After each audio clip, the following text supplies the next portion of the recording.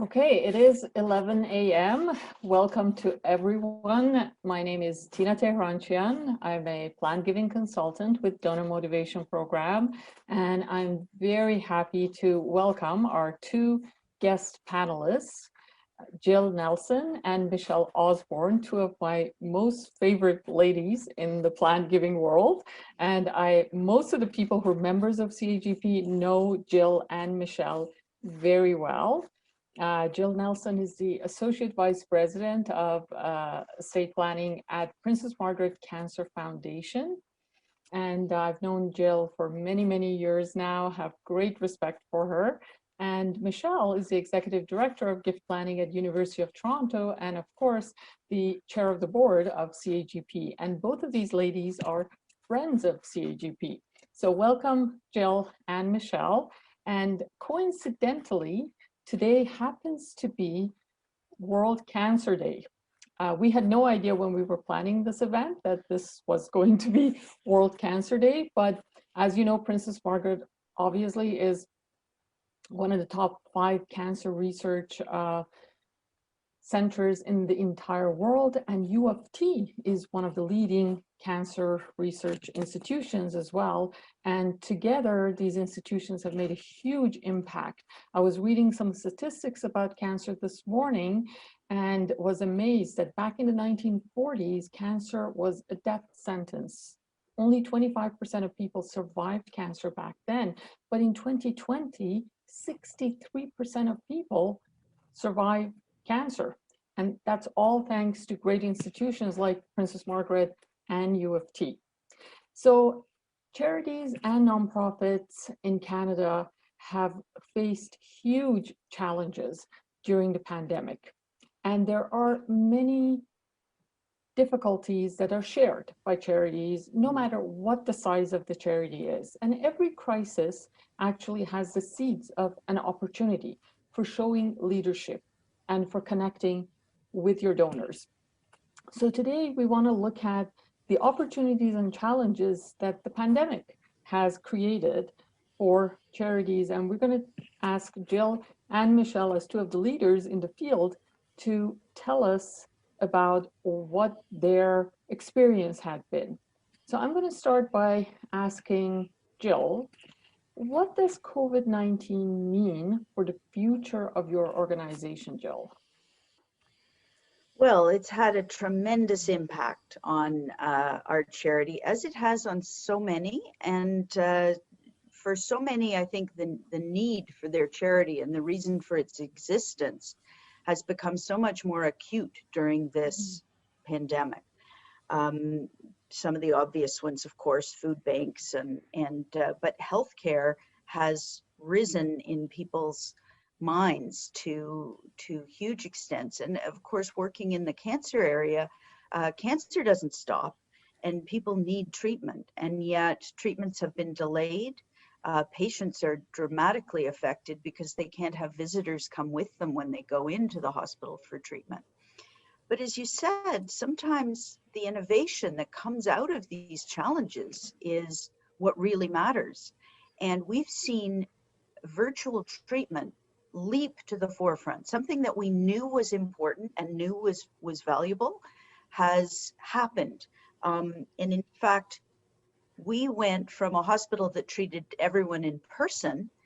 In 12 days after the pandemic started, we were treating 80% of our people. No, sorry, we switched to virtual clinics and so many, but 80% were satisfied with that. So I think that sort of told us people don't need to come in, for treatment.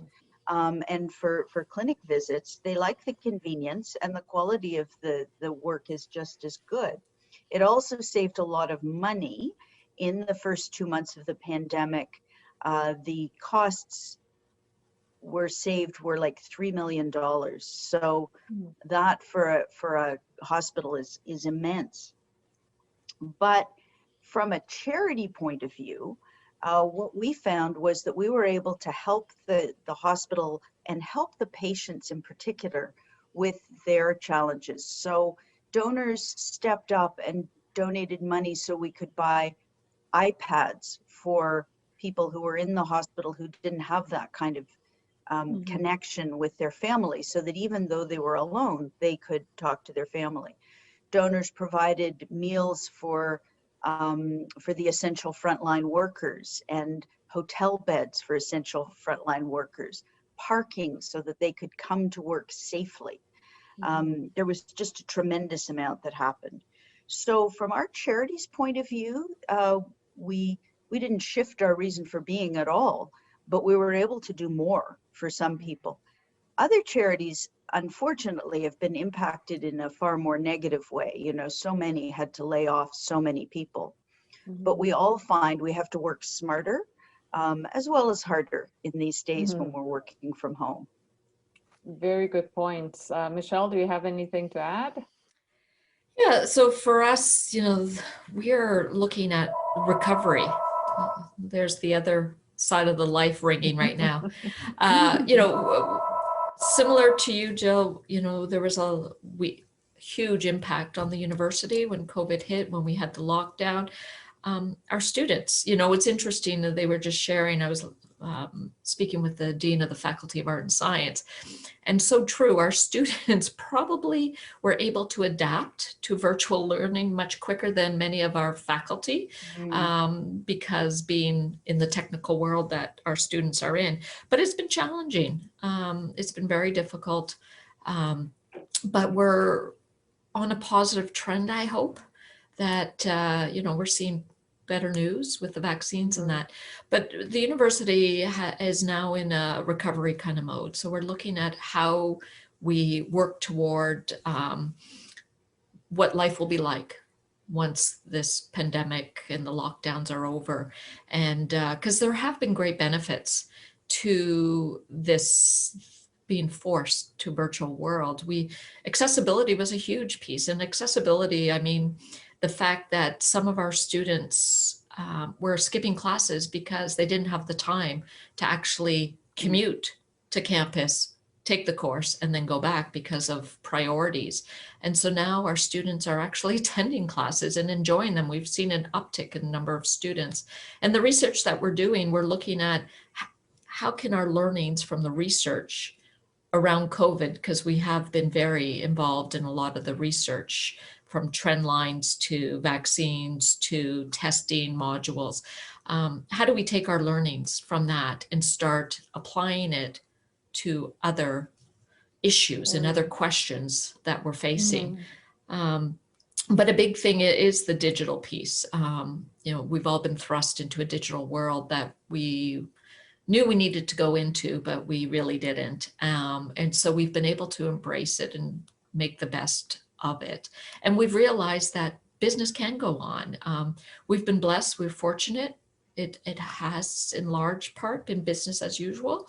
That's not the case for everyone, but the new technology and Zoom Teams have allowed us to remain engaged. And so that's been a positive thing. Fantastic. And how about donors? How have you been able to succeed in engaging donors digitally?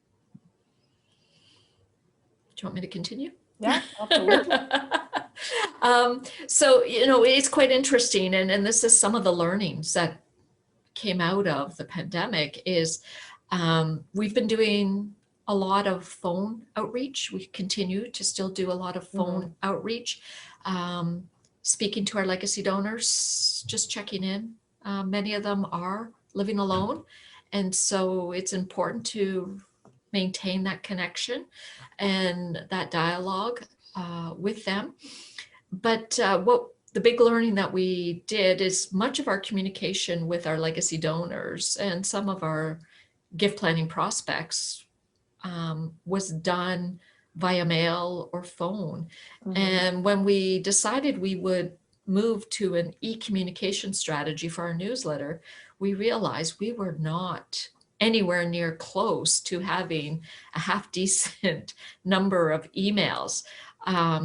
But we used that to our advantage. And it was more so that was yet another opportunity and reason to call our donors, was to explain to them, because of the environment that we are in and working remotely, we will be converting were moving to e-communication with our newsletter, but we realized we didn't have their email.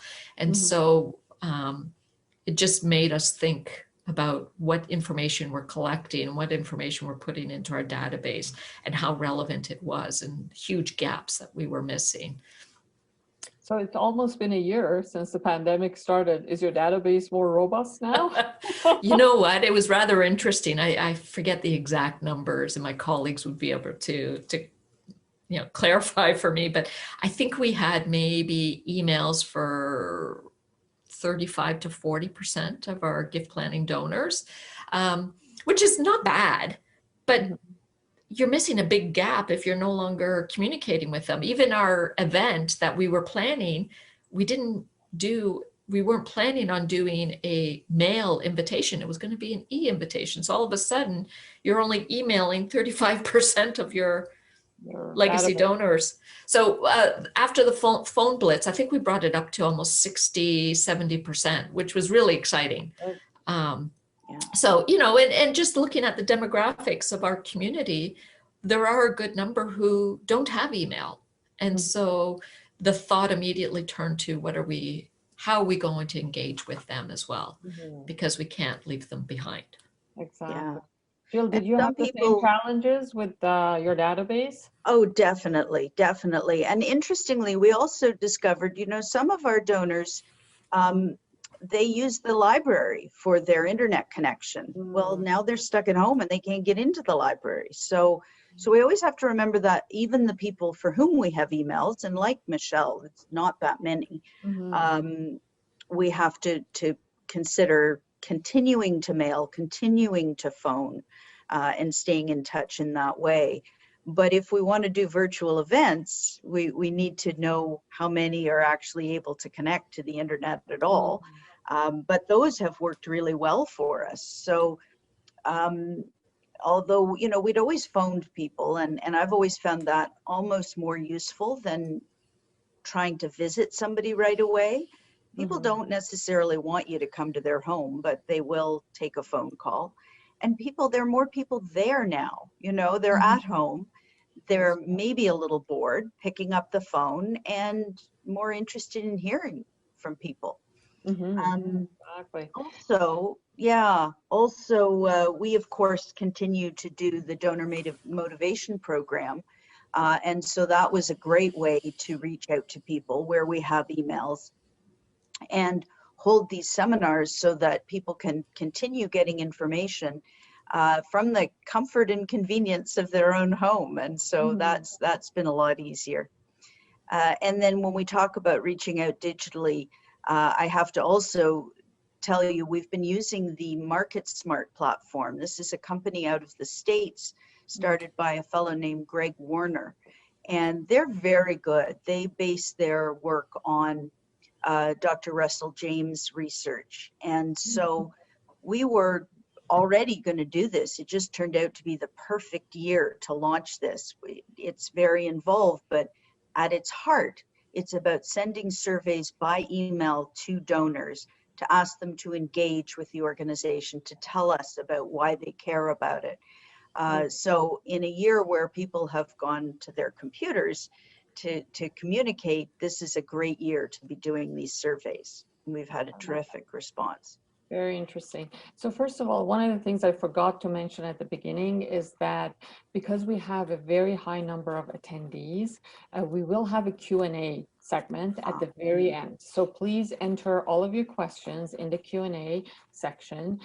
We are not monitoring chat in terms of myself, Jill, and Michelle, but my assistants, Megan and Fiona, will be monitoring chat and answering any technical issues that you may have. I just noticed someone had put a chat message about whether it's possible to see all three panelists at the same time. It should be possible. There's a view option on the top right-hand corner of your screen, and then probably right now you have speaker view, so you will only see the person who's speaking, but then you can change the view to suit your needs, okay? So going back to digital, Jill, you mentioned a couple of strategies. I wanted to know, in this virtual world that we're living in right now, what has worked well for you and what has not worked? Gosh, that's a big question. I'd say, as Michelle pointed out, being able to phone people, to find them at home, to talk to them, and to be able to talk to people about something other than, hey, I want to tell you about how great our charity is. You know, I mean, there's a lot to talk about now. And especially to ask people to tell us about other times in their lives. You know, a lot of our donors lived through the polio epidemic. So, you know, they have stories about how they survived that and what it meant to them. So I find it engages us in more heartfelt phone calls. And then virtual events have been really good for us because it allows people who perhaps can't leave their home or live far away to join us. So that's worked really well.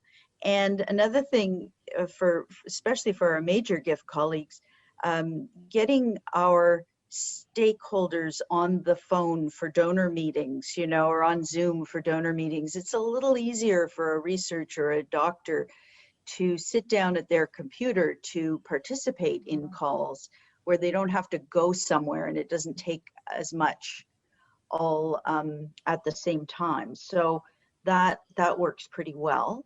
I don't know if we're going to talk about appreciation events now or later, but I have a couple of examples. In the context of digital, we definitely can. But before we do that, you brought up a very good point in terms of busy people being able to engage digitally and attend events. So one of the webinars that we did, donor motivation webinars for U of T, actually, Michelle, I'm sure you remember, we had a young pharmacist who had a pharmacy out in Peterborough.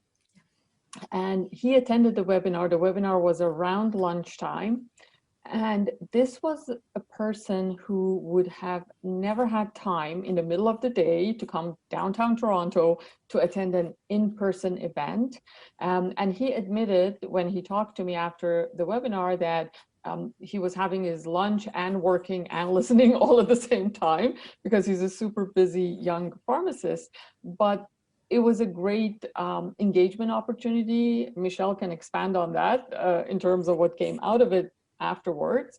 But if it was not because of the digital engagement opportunity, Michelle and her team may never have even had a chance to hear from this person. Yeah, you're absolutely right, Tina. I think, you know, the fact that we can host these events digitally has been great because it's really location agnostic. Doesn't matter where you're located. The commute time has been eliminated. So, you know, it's not a half-day endeavor to come to Toronto. But yeah, absolutely, this one donor, it was quite fascinating. Young individual, but part of the family business. And so thought it was important to participate, but would never have come and attended physically at the presentation. But, you know, the conversation was great and looking to make a significant gift to the university as a result of the participation. But it was quite funny. He was saying, yeah, you know, I had it on in the background and I, like you said, Tina, I was having my lunch. And so it's amazing. People are picking up on opportunities that they may have never encountered. We had another one who participated in the donor motivation from Hong Kong, I think it was. That's right. And so, you know, the reach is ever expanding, which is really exciting. But Tina, to your point of what doesn't work, the intimacy is missing. You know, it's one thing to do something virtually, and it's great because it makes it much more accessible from a geographical perspective, also mobility perspective, those who are housebound and that can engage and participate. But I really feel that those one-on-one, face-to-face encounters bring a lot because it adds to that trust. You know, yes, I see your face on the screen, but you don't feel the warmth when you're engaging in person. And so, although yes, I agree, it's fabulous, it works, there is something missing. So I'm looking forward to the day where we can start doing hybrid. You know, it's going to be expensive. I think that's the way to go. Yes. But when we can do the hybrid so that we're in person for those who want to be, but we're also providing a service to those who can't make it. You know, what else has worked and hasn't worked? I think, you know, from the communication standpoint, Jill, you raised an excellent point about a lot of donors may not have a computer at home, but they use the library. So you're right. You know, they might have an email in the system, so you think they're good to go to send the communication or the e-invite to a virtual event to either steward or engage them.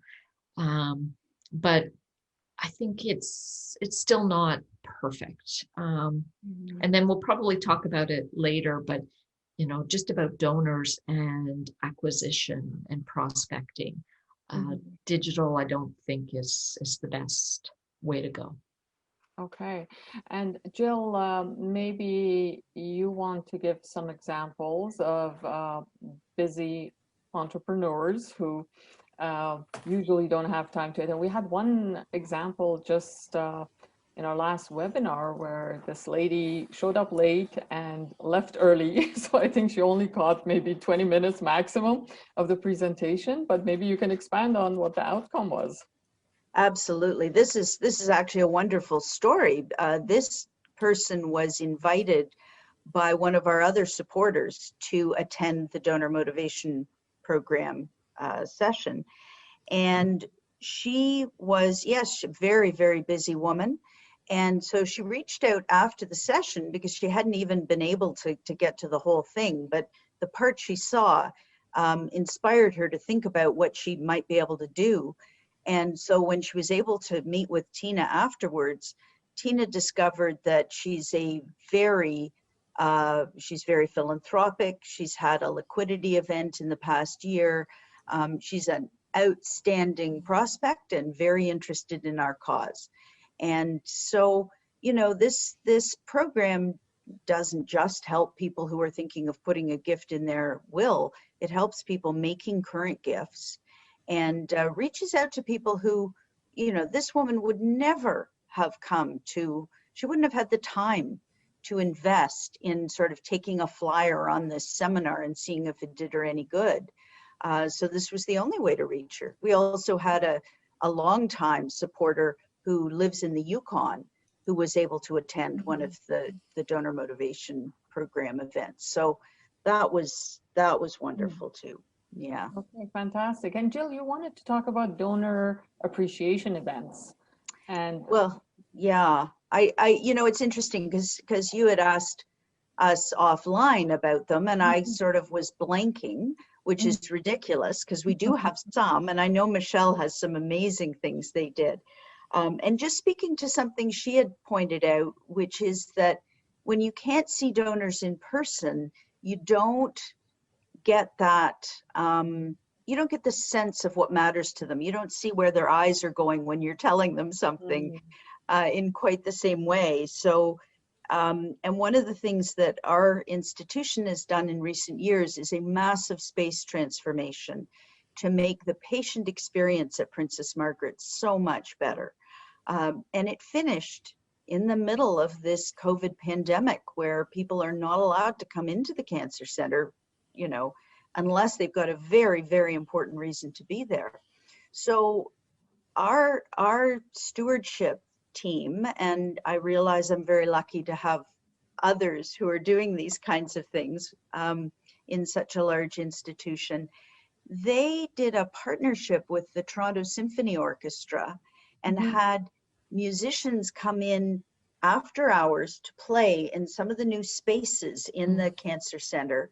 And they filmed this and put a video together to send to the donors who had supported the space campaign. They sent them to them first, and then there are, you know, going to be other uses for these videos. And it was stunning, and I totally forgot about it when we were talking. You're right. Yeah. I've seen that video from beginning to end. It was stunning. It is gorgeous, and so many of our donors are also supporters of musicians and other arts. So it was really a brilliant idea, not my idea, but a brilliant idea. Another thing that wasn't my idea, but has turned out really, really well we do an annual stewardship lunch for for the people who've promised to gift in their wills.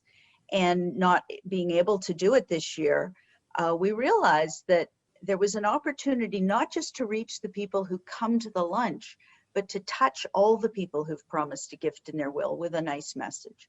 So my colleagues set up a mailing, and they mailed a little tea bag, a nice tea bag, actually a couple of tea bags, samples from Pluck, the tea company, to all these people, and with a card saying, you know, we miss you, we wish we could do this, we look forward to seeing you again. And if you've got a minute, let us know what you remember about these lunches, what you value about them. So this went to all the promisers, and we got such wonderful responses and valuable information about our donors and what they appreciate. And it really caused a two-way conversation to happen despite the fact that we weren't doing our usual lunch. So that was another donor appreciation piece that worked really well for us. Very interesting and creative. Michelle, do you have any examples to share? Yeah, no, and you know, we've created an alumni hub, and it's amazing for our alum. We've got a book club, an online book club. We've got online yoga. We've got, you know, you name it, it's on there. And what's really great is what we realized at the university was that all the various colleges and faculties were doing different things. So what we've done is we've brought them all together into one portal. And depending on your interests, so we similarly have Faculty of Music performances that are streamed online, Harry Potter discussion groups, lectures, you know, it's amazing, baking bread and baking, I think it was like one of them was butter tarts or something like that. So it's really, you know,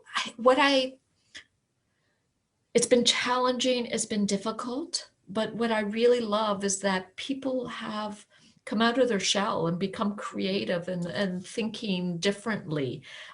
Jill, you're talking about the symphony. You know, I remember Don Marie Schlegel, who's at the symphony, and talking about how they've coordinated performances where their performers are actually in their own home playing their instruments, and they're actually doing concerts. They had a drive-in performance where they had a performance going on, but people were in their cars, and as opposed to the applause, people were honking their car horns. So, you know, as challenging as it has been, we're trying to make the most of it. And I think a lot of it's been working well, but it's still tough. You know, it's still really difficult. And what I would say of what doesn't work as well, in addition to the intimacy, was, we can't go into the buildings. We can't inspire our donors by showing them space, by, you know, if they're interested in research, by walking through one of the labs, looking at a microscope. And so that's really been challenging. Love your idea, Jill, about having that recording so that you can share it with others. It's wonderful. So kind of looking at what you're currently doing and how can you adapt it to engage your donors that much more, because there might be opportunities that you really never thought of. Very true. You know, one of the questions that I've heard a lot from different charities, and it's on people's minds, is it appropriate to talk about planned giving in this type of environment that we're facing? What are your thoughts on that? Oh, well, I think it's not appropriate to not talk about it, really. And I think Michelle will have a great example of this. You know, you don't call people up the day after a lockdown is announced and say, so have you thought about writing your will? You know, I mean, you don't talk to them like that. Yeah. But it's very easy to call people and say, how are you doing? You know, are you doing okay? And a bit of, here's what we're doing to respond, you know, because people are hearing in the news, people can't get their surgeries, you know, because COVID has changed things. So you want to let people know that we're still here. We're still working hard on their behalf. And you know, there are other ways to give. I don't know if I should give this away to the whole world, but my colleague Greg Lichty has the most beautiful line when he's introducing a topic that might be a little sensitive with a donor. He says, I would be remiss not to mention. Mhm. And it's a great way to say it, saying I'm sharing this knowledge with you because you should know, without saying you should be considering this. Very So true. there are ways. Yeah, and It's all Michelle, about how you say it. Yeah. yeah. And Michelle, you were saying the other day, talking about the importance of having developed the relationships, not just jumping on people. You did a mailing, I gather. Yeah, so we are right in the middle. We did a 6,000 piece mailing asking if our prospects to consider leaving a gift in their will. That was dropped the 18th, I think, of January. We've had positive responses. So, we weren't quite sure how people were going to react. A lot of individuals asking for further information. We've got an estate planning workbook asking for the estate planning workbook. Some low-hanging fruit, people self-identifying that they've already included the university in their will. So what I would say to that is it appropriate to connect? Absolutely. To Jill's point, I think we're doing a disservice to our donors and our institutions if we're not connecting. But I think where we landed and where we rationalize of, yes, let's continue moving forward with the mailing and not pull back, was a lot of our donors had received gift planning information or gift planning messaging in the past. So it wasn't something brand new. There's that fear of, are you taking advantage of the pandemic and people dying, and having these conversations. And I think if you're doing an acquisition mailing, perhaps, or some acquisition social media piece. But if you've already been engaged in conversation, I think it's important that you continue that dialogue, because people are thinking about the mortality. They are planning. We've seen online will services drastically increase in volume. And it's just that outreach that's so important. And you never know, because we're always working, we'd love to work on our timeline. But, for those of us in gift planning, we know it's our donor timeline, and we just don't know when it's going to be the right time for them. So we need to be sensitive. We need to acknowledge the issue at hand, the lockdown, the loss of lives, the concern. Especially for many of our donors who are frontline, or even those in the service industry, that we still go to shopping, we still go to grocery stores, we still go to the pharmacy. All of these individuals are putting themselves out so that we can continue living. But having those conversations are so important, and it's how you tell your message. It's about a legacy, and people are thinking about Absolutely. their lives. And I think it's a historic opportunity actually for conversations around planned giving, because people are thinking about it. In the surveys that we do during the webinars for Donor Motivation Program, usually about 50% or more of the people respond that they've been thinking about updating their wills and estate planning during COVID. So that means that it is a conversation that they would not mind having. So I think you've already addressed some of these, but what are your priorities during the pandemic, and what do you think for most charities the priorities should be? So, for me, looking at my priorities, number one priority was, oh my gosh, we've got to start collecting email addresses. So getting our database in order was a great, and continues to be a great priority. Budgeting, as we look to what life will be like rolling out, I talked about hybrid events. So our events, I think, will be costing us more from an expense perspective, because you're going to have live people. But we have built, and I think rightly so, that expectation that people can attend virtually and participate virtually. And that's an additional cost that we'll bring forward.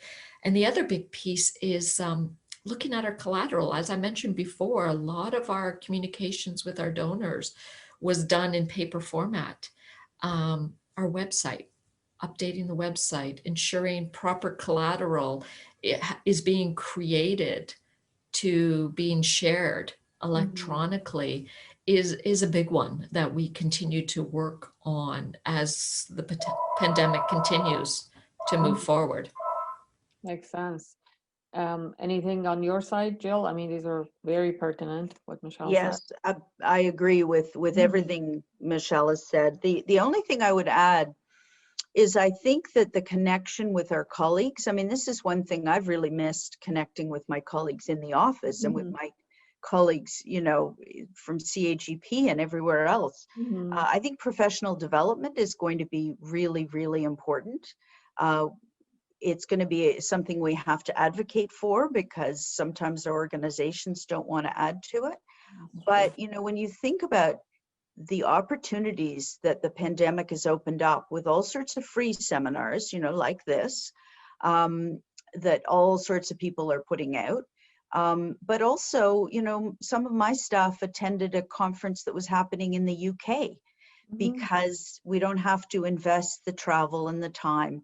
So I'm hoping, for example, that the CAGP conference, all the people that can attend that this year, there's a wonderful deal for, you know, if you have X number of people coming, you can get one lump sum cost. I think that's fantastic. And the other piece to beat CAGP's drum, and why not, is the Willpower campaign. What a brilliant time for that to be rolling out across the country. If any of you don't know about Willpower, Google it, look on the CAGP website, because this is a campaign similar to Remember a Charity in the UK, happening in Canada, that is encouraging people to leave a gift in their will to a charity. And it's, you know, it's something we can't do alone, talking to our own donors. This is throughout society. And I think it's, while people are thinking about their mortality, getting their affairs in order, it's a great time to be part of something like this. So I'm really excited about that. I just noticed that Ruth McKenzie has put the link to Willpower in chat for anybody who may Good not. for you, Ruth. Thank you. Yeah, Well done. and Jill, to your point, you know, that's another thing. Tina, to your question about should we be speaking to our donors about legacy gifts, with Willpower coming out in the fall, that is a perfect time to have that conversation, that dialogue. I think you're absolutely right. And professional development, it's interesting. My experience has been with the university kind of up and down, where there have been some significant budget cuts in 2008 and professional development was slashed to nothing, where I guess it also depends on leadership as well. Right now, they're actually encouraging professional development because they realize we might have a bit more bandwidth. I'm not quite sure what their world is like because I know I don't have it. But anyway, but you know, what I'm doing, and again, I'm fortunate, I'm a large organization and I'm, you know, I'm blessed in that respect, but I'm using, we're seeing more and more organizations have bundle deals where you could have 6 or more individuals participate at a cheaper rate, as you said, like CAGP has done. And so I'm bringing colleagues who are a wee bit resistant about that gift planning conversation. And I'm offering them free invites to these events. I'm picking up the tab, I'm going anyway. So I'm getting these organizational kind of package deals because it's more affordable by not traveling to the conference that I would be going to. I don't have the hotel costs, I don't have the flight. So I can spend more on the registration and get the gift planning message out. And, you know, it's those gifts of stock. I can't say it enough. You know, I say to my team, for us, it's becoming old news. Well, you can do a gift of stock, you can do cash, you can do credit card. But many advisors and many of our donors still don't know the benefits of donating stock. I had a call this morning of a stock gift where, you know, although it might be old news in our world, in our shop, or in our brain, we've got to remember that our donors may not have heard of it, or they may not have heard of it those 7 or 20 times before it actually sinks in. So it's important that when we're doing our messaging, we have to put our mind, or we have to put ourselves in our donor's shoes who may not have heard it or may not know it. So that communication strategy is critical.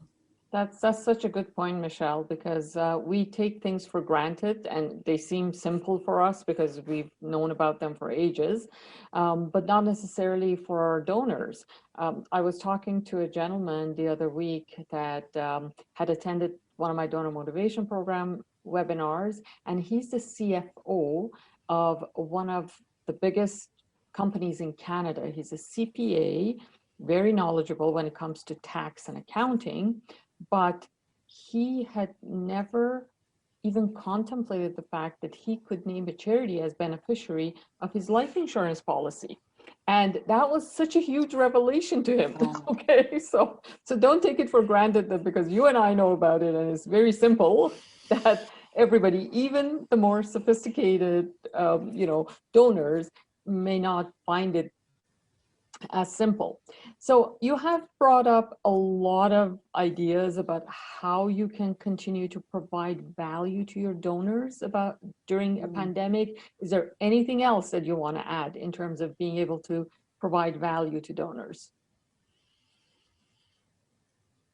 That's good. I think we've talked about all the points. Yeah, I think I agree. I mean, I don't know that I always look at it through that lens, and I think that's a really important lens to take to it. Obviously, the donor motivation program, where we are offering information with no ask or expectation of getting something back, I think that is value to donors. As Michelle said earlier, calling our donors and checking in with them, giving them, I know as professionals, it's not friendship necessarily, but we care about them as people. You get to know them over time.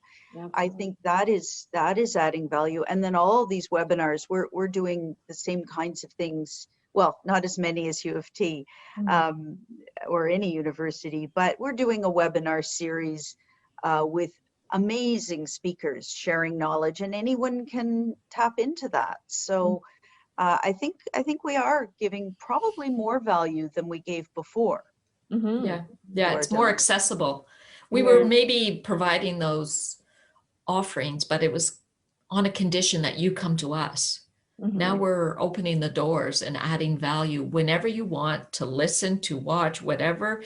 And then I was just going to share, with Tina, with as you shared with me when we spoke before, was, we do the professional advisor event, where our events are focused on just highlighting an area within the university that we're doing great work. So we hope it's added value to advisors to learn a little bit more. But to your point, Tina, we also encourage and allow our advisors to extend the invitation to attend to their clients. So it's kind of that domino effect of, I hope also you see it as value that you can invite your clients to something where they can learn a little bit more about this leading edge research or this leading edge work that is being done that they may not be exposed to because they're not connected to the university in that way. And I love your seminar series. Michelle, I've always attended, and I know Jill puts on a fantastic event too at Princess Margaret. But one thing I have to say, the last one that you did was a webinar, obviously, because we couldn't get him together in person. And I usually had invited guests if the topic I thought would be of interest to them and they might be potential donors for the charity.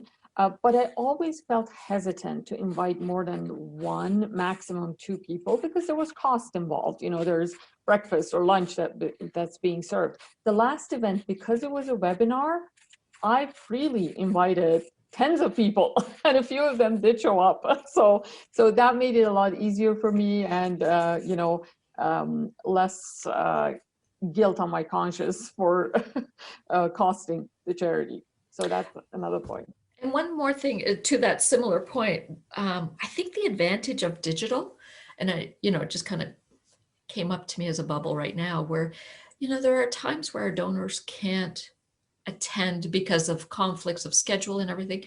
The beauty of a virtual event, many of them like this one, is being recorded. The follow-up, you know, I can send it to a donor who may have not have been able to attend, and they can watch the session at their leisure, where before we couldn't do that. And I think that's an added value where we respect that everyone's lives are busy.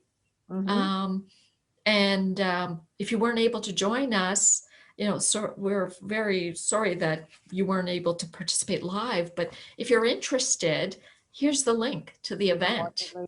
Very true. Very good point. And So- even if you did tape things before and send them out, people didn't tend to watch them, but it's so normalized now, you know, people are used to it. People's grandchildren are teaching them how to do these things, and so they Very can. true. Yeah, everybody's more tech savvy than before.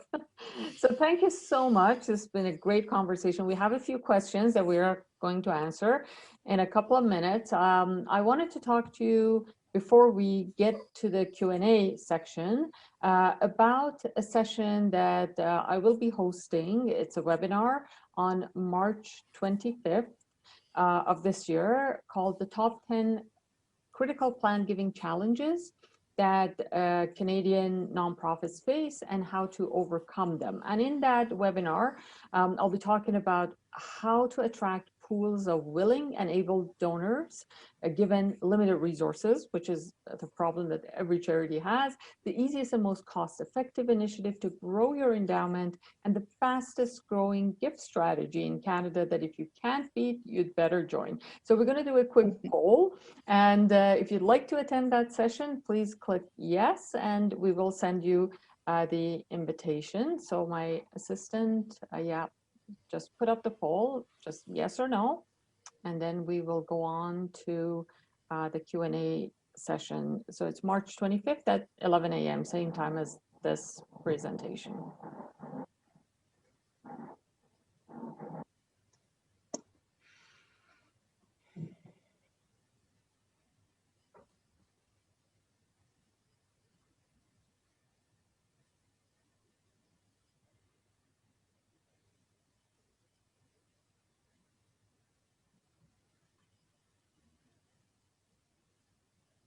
Okay, can I just say as a panelist, I can't Yeah. respond, but can Yes, I put you my can. name down?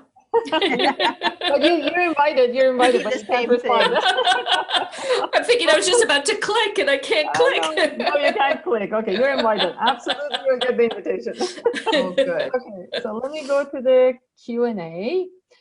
So we have a question from Godin Reginald saying, have you reached donors at cultivation events?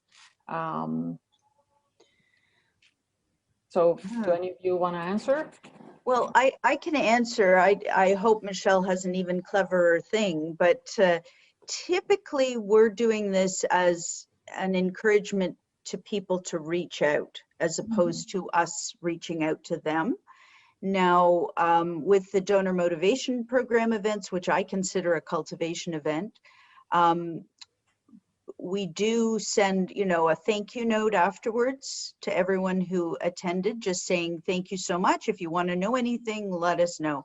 But it's always encouraging, you know, saying we're open for business, we're welcome to talk to you, but it isn't reaching out to them typically, unless we already have a relationship, and this is just one of those moves, if you will, to get them closer. And I would say the event that we had this week with the Faculty of Art and Science, it was a stewardship / cultivation. So it was their annual legacy event. And those who were invited were their legacy donors, as well as potential prospects that they have either been working with or they think they might appreciate hearing the gift planning message. And so I would encourage, you know, again, if they're already within the family, encourage that dialogue. And so the follow-up following the event is very much along the lines of just their feedback. People do like to give their opinion, as long as you're prepared to hear what they have to say. But, you know, that, you know, and that's the thing. Sometimes when I'm working with some of my other fundraising colleagues at the university, they were saying how they're hesitant in doing gift planning cultivation calls. And I want to dispel that. And it's not a outright gift planning cultivation meeting, call, Zoom meeting, whatever it is. You are building a relationship.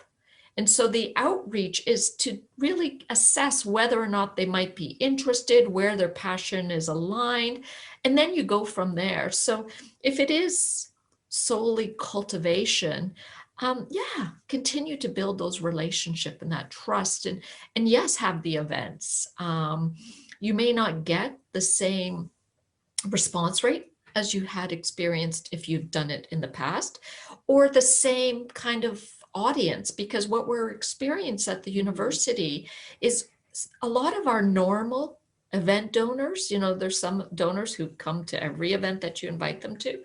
They're not our virtual event attendees. Our virtual event attendees are a lot of unknowns, which is wonderful.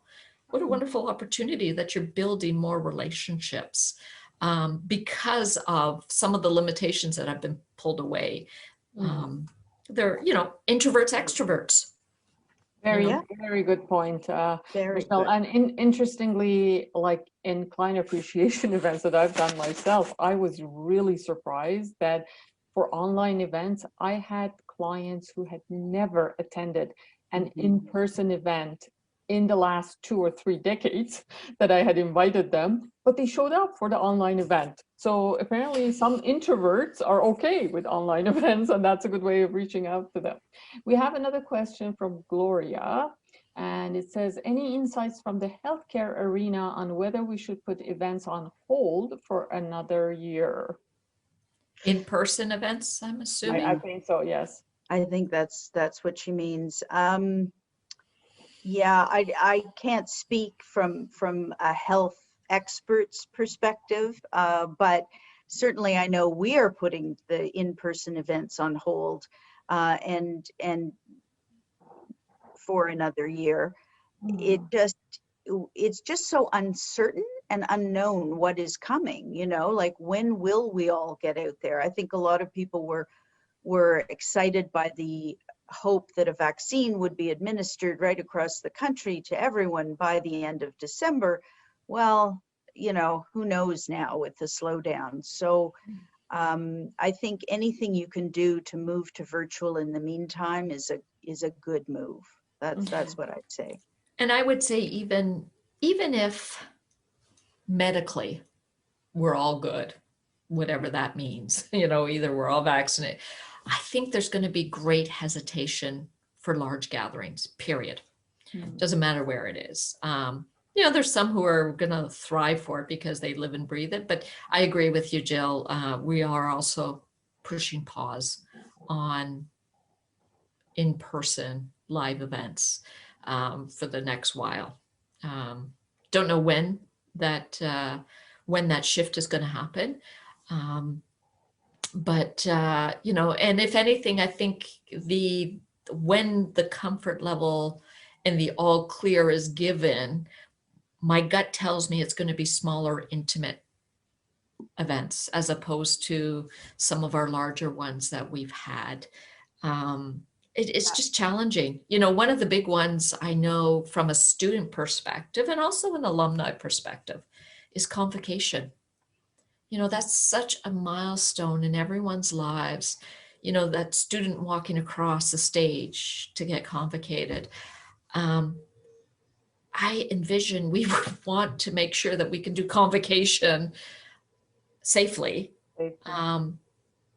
before we start doing many of our other events, because that is such a huge life event that so many are missing and before we have other large gatherings. Okay, we have 5 minutes left and we have a few very good questions. So first of all, Anthony Keating. Hi, Anthony. So good to see you, at least, you know, see your name virtually. He said, Jill, you use his favorite Greg line, and is saying, nice to see all of you again. We have not had a very proactive plan giving program and we are stretched. What would you recommend as the most critical first step for a team without a professional plan giving staff member? Wow. That's a really hard question for Michelle and I, because we are spoiled with the kind of resources we have. I would look at just adding this to whatever communication you're already doing with your donors. So if you're doing a newsletter, add a little shout out box or a story. You know, buck slips are an obvious thing. Make an interesting story on a buck slip that goes out with receipts or whatever else. So I would Or an just integrated story. If you're featuring a donor because of their giving, it might be an annual donor or a larger donor. Find a donor who has done annual and gift planning, because you start peppering that message. Yeah. I would say, Anthony, I mentioned Dawn-Marie Schlegel. I don't know if you know Dawn-Marie. She's a lovely individual. She's at the Symphony. They've got no gift planning staff. They're small staff.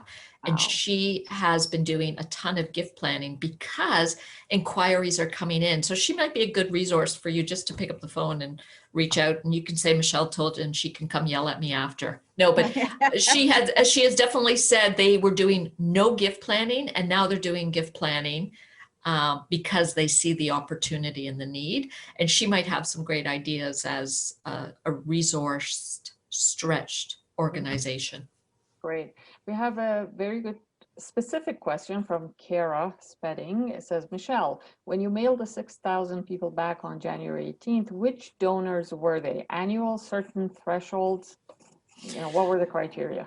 So we've been doing some data mining. Fortunately, we are fortunate, but in essence, we are mailing to individuals who have shown consistent giving over a period of time. Or consistent giving and actively involved with the university. So volunteering, a mentor, and the like. So we actually looked at our database, we narrowed it down, and we tried to look at some characteristics of who would be good gift planning donors. And so that's who received it. And so, you know, the work is that they're not only getting the mailing, but they've also previously received one of our newsletters. So you're kind of planting the seeds in different ways. But we tend to create in our mind the profile of an ideal gift planning donor, and that's who we start speaking to. Okay, great. And also we find, I think it varies with different organizations, but we find monthly donors are absolutely. We've got a very small monthly giving. They're very loyal. Yeah. But absolutely great target audience as well. So we have a question from our good friend Andrea Orr. She says, hi Tina, Jill, and Michelle, so great to see you. Are you seeing any trends in terms of younger donors reaching out for estate giving information in the last year or generally? Absolutely. We've seen, and I know colleagues across Canada have said that, younger donors are doing their wills, which is surprising to begin with. And younger donors are actually including charities in their wills. They're just that values-based community. Although we may not see their interaction as being philanthropists, but they are caring about the community. I just saw, and just very quickly, what was interesting is Willful, which is that online will platform, and there are 6, 7 or more of them out there right now. They did 32,000 wills in 2020, and there were almost 800 who had included a legacy to a charity in their will. So that's 2%, which is a little low than the norm. But to me, it speaks to, these are starter wills. So if you have a complex will, that's not the service for you. So younger individuals, starter wills, are thinking about philanthropy. And I do believe that is a trend that will hopefully continue to play out. Great. We have another question from Godan. He says, what is the best time of the day to invite donors to a virtual meeting? That's the $1,000,000 question. Yeah, I don't know if we've found the perfect time of day. We've tried morning and lunchtime and afternoon, and it probably depends on the group that you're talking to. You know, if people are working, lunchtime is a sweet spot generally.